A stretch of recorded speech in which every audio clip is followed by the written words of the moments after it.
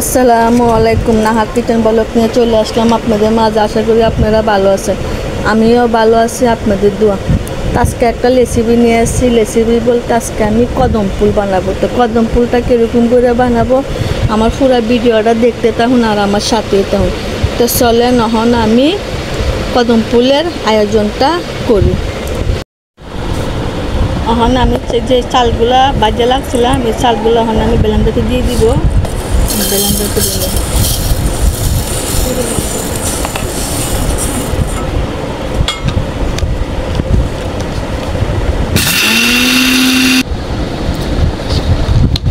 আমার ব্লেন্ডার করা হয়ে গেছে। যে বাদামগুলো রাখছিলাম বাজে বাদামগুলো ব্লেন্ডার করে নেব।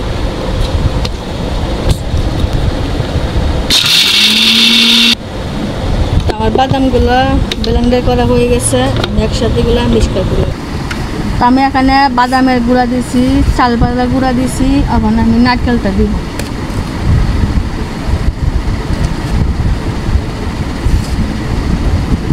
আমি একটা ডু বানিয়ে নিব। আপনারা চাইলে এটা বা জাল দিয়ে দিতে পারেন বা পানি দিয়ে করতে পারেন।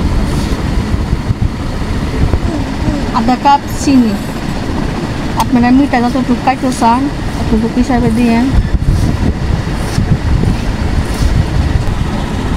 তা আমার দুটা হয়ে গেছে। এটা দিয়ে লাড়ু বানাইতে খুব সুবিধা হবে। দেখেন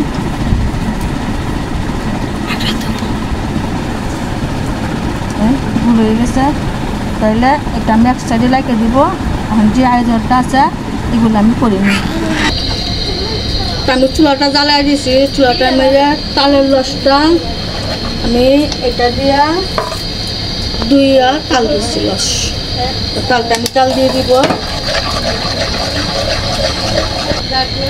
এখানে দিয়ে দিব 1 কাপ চিনি।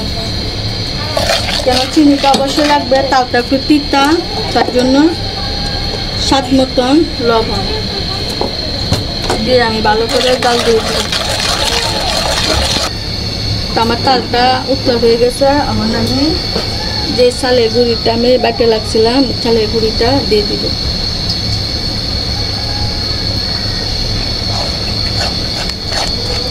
অল্প অল্প করে এগুলো মিশাবো।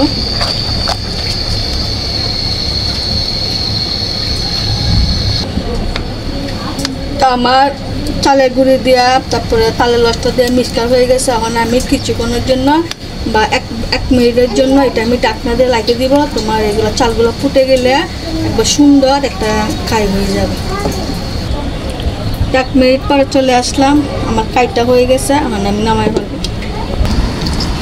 যেটা আমি মাখায় লাগছিলাম গুঁড়াটা সেটা আমি এরকম করে লাড্ডু বানাবো।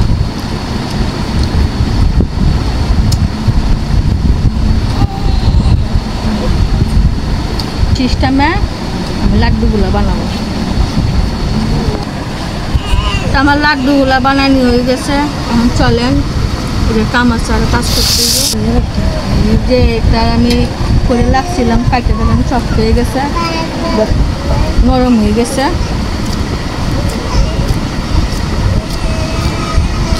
নিয়ে নিছি এরকম করে এটারে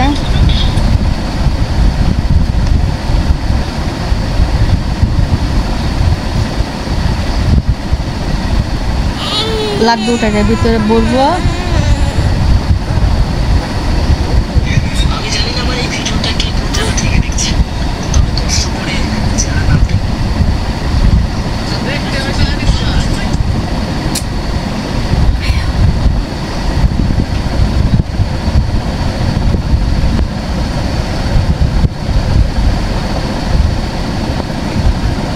আমার লাড্ডুটা করা শেষ।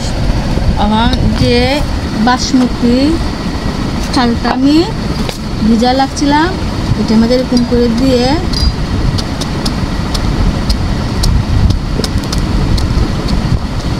এরকম করে সবগুলা বানায় খাবো।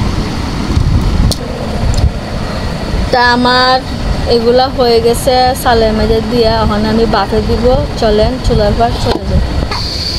তা আমি চুলার মধ্যে আগে পানিটা বসাই দিয়েছিলাম। হাফ একটু তেল দিয়েছিলাম ওইটা দিয়ে দিব। কামাগুলা দিয়ে দিছি, আমি 30 মিনিট পরে আসতেছি। ঢাকনাটা দিয়ে দিই।